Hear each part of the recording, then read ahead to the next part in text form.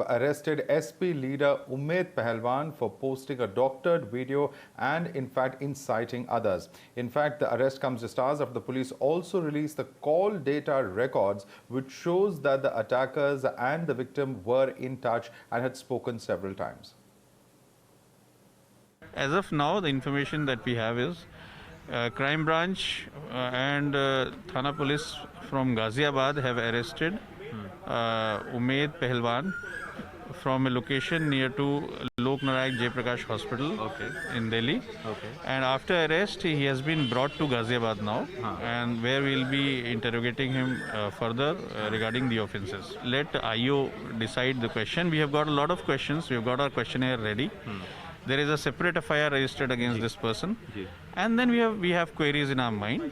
Let that be clear, and then we'll be sharing it with you, and then we'll be producing him before the court.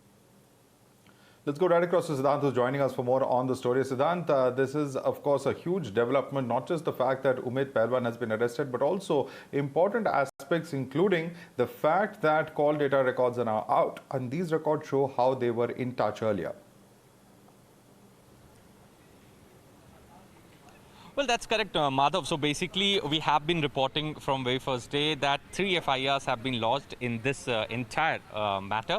And this arrest has been made in the second FIR in which Ummed Pahalwan was an accused. So the role of Ummed Pahalwan is that he took victim to the police station, and he made victim write a false complaint, not exactly a false complaint, but to manipulate his complaint so that can incite the religious feelings in the area. And after the complaint, he did Facebook Live with the victim, saying that at the time of beating the victim, at the time of assaulting the victim, Jai Shri Ram chants were used by the assailants. And he was booked. He is a Samajwadi party leader. There are other crucial evidences as well. As far as your question is concerned, Madhav, so police has come across CDR of the victim.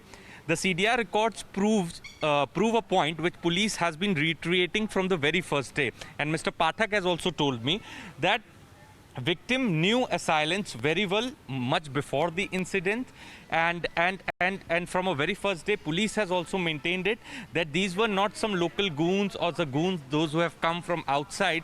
These were the people of the same locality, and they were the victim knows them very well, and this has been proven in the CDR records as well. So there were several calls which were exchanged between the victim Samad and the two other accused, and those details are with the Ghaziabad police. Now, Ummed Pahalwan's arrest is major, Madhav. Why? Because one, he is a political leader and he was trying to gain political mileage of this entire episode.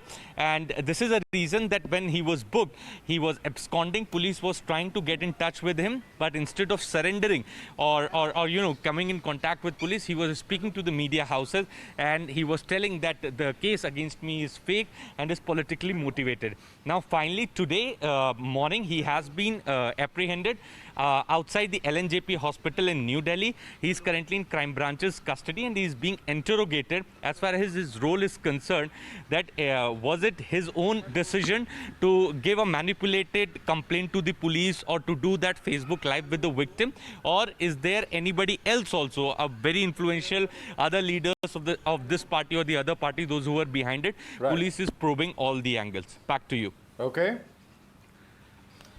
All right, Siddhant, stay with us. Let's first listen to what the SSP of Ghaziabad has told Times Now.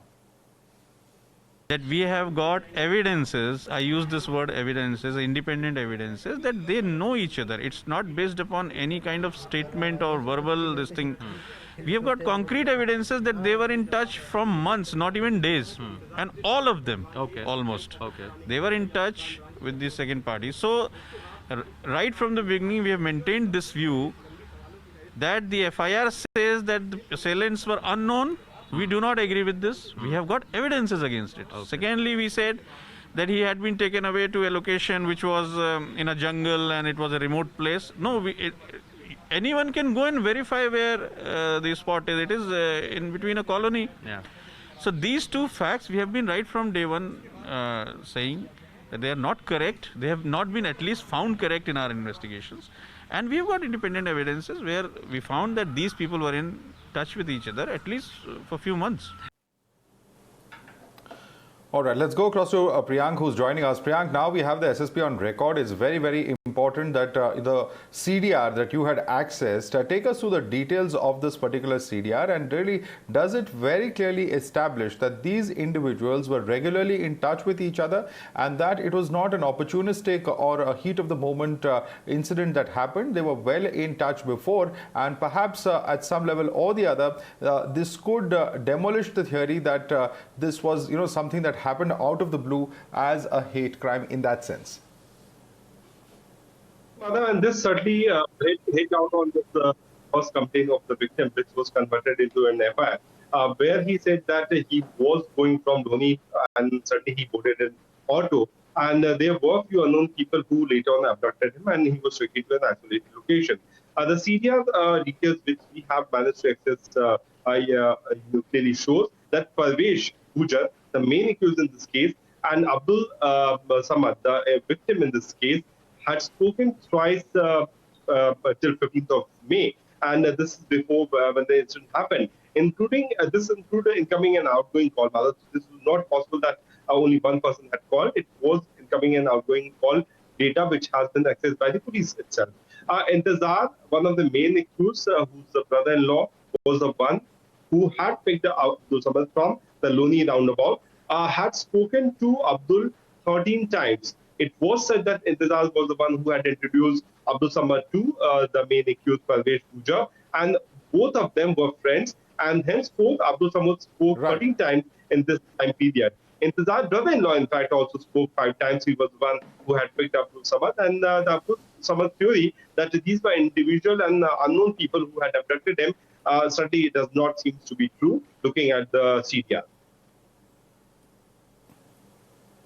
All right, Priyank, thanks so much for joining us, as well as Siddhant for bringing us all of those details and exclusive inputs. We're going to slip into a very quick break now, but news and updates will continue on the other side. Stay tuned.